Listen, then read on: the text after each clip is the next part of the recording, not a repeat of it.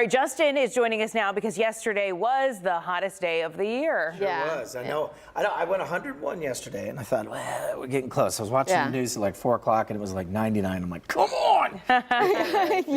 You're wanting it to get higher. Well, you know what? It's a weird game. Once you forecast something, and it's like on the extremes, you're like, let's do it. I already said it was going to happen. Yeah, I know, okay, right? so and then today's supposed to be hotter? Yeah, well, it depends. Yeah, we could be anywhere between, again, 100, 101, 102. I mean, at this point, we're kind of splitting hairs, right? Anything above 100, it really doesn't. It's going to feel so hot. Exactly right. And that's part of the issue at that point, is that you're basically looking at, a potential where if we hit 100 degrees 5 days in a row now. So we started last Friday, and we hit 100 Friday, Saturday, Sunday, 101 yesterday, and we'll likely get to 100, 102 as we get to this afternoon.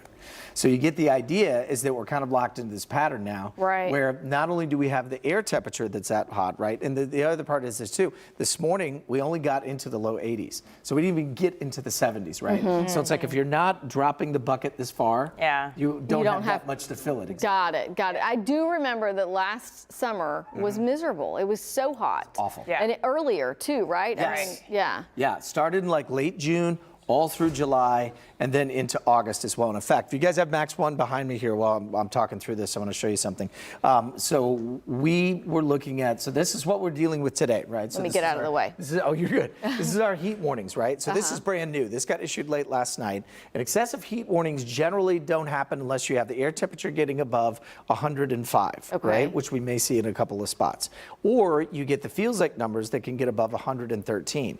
Which we'll probably see as well. So that's part of the issue, right? Now, here's last year, right? What do you notice about this last year? Lots of triple digits. Lots of hundreds, right? Yeah, that's how I remember it. Exactly, right? And that's the issue, is that we were dealing with, versus this year, where we've only seen 6 days of 100-degree temperatures. We had July 1st, and then we've had this current stretch we're in now from Friday all the way till today. But every day of the month last year was above average, right? Ouch. Now, and if you think about it, average temperatures for this time of year are still pretty hot. They're like 94, 95, 96. That's kind of where we top out, so to speak. Yeah. Right? Didn't we break the hottest on record last year? We did, yeah, a couple of times. It was like this one here, I believe, this one on the 20th, and I know the 27th we did too at that 109. Right, and that's just the actual air temperature, right? So we're not even talking about the feels like numbers, right, if you add that on. So another interesting thing about this is we've been talking about how much did we see. Look at the days of 100 plus in all of these locations here from last year. Yeah, right? wow. So we were stacking them up when we were talking about, by mid, and as you said, I think, Haley, you mentioned it, it happened early, right? So it was like late June through July. Now, what was the difference this July? We got all the rain from the hurricane. Exactly. Yeah. We got a hurricane. We got all the rain. We're like 7.5 inches above average. There's no drought that we have to deal with. So, I mean, literally the complete opposite from what we were seeing last year. Remember, there were water restrictions in my neighborhood. There were all kinds of folks that were dealing with it. Yeah, right. Water leaks everywhere from the dry ground. Right, water leaks everywhere, from underwater, plumbing and whatnot that were just kind of blowing.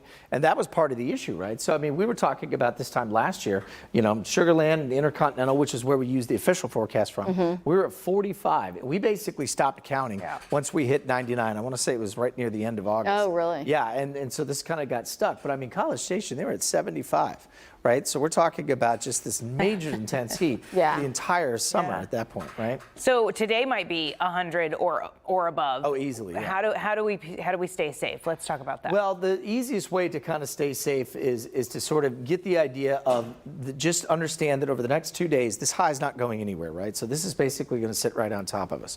So what you need to do is you need to think about what are the important things. If I'm going out this afternoon and I'm looking at these numbers that are anywhere from 111 to 113 or 115 in Sugar Land, right? You mentioned this at the top of the show, is that this is when we're starting to see practices. All the kids' practices, baseball, sports activities start, soccer, right, field hockey, all of that stuff starting again. So these are the things you need to watch out for. And these sound simple, right? And Haley, you and I talked about this yesterday. Yeah. It sounds simple. You go, oh, I can push it. You think you remember all this stuff until you're experiencing it. Right. And these things, if you go and you're like, okay, well, I can push it, but oh gosh, I'm starting to get a little bit of a headache, or I'm feeling a little dizzy. This is the big one that a lot of folks just go, oh, I ate something funkier, had some Taco Bell, then I went out and ran, shouldn't have done that. No, that's your body saying, hey, things are not okay. Too hot, yeah. This is the one that always gets me too. This one, or when I used to lifeguard back when I was in college, this was always good. I'd have kids come up to me and they were like, I feel cold.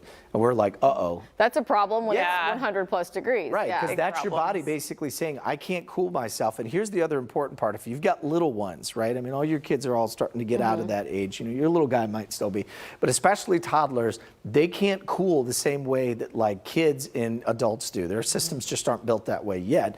And so you have to be very careful. I had a very scary example with my oldest daughter, who's now 18, when we were in Mississippi and she was first learning to walk. And so we were just walking around and she was good, she was good, she was good.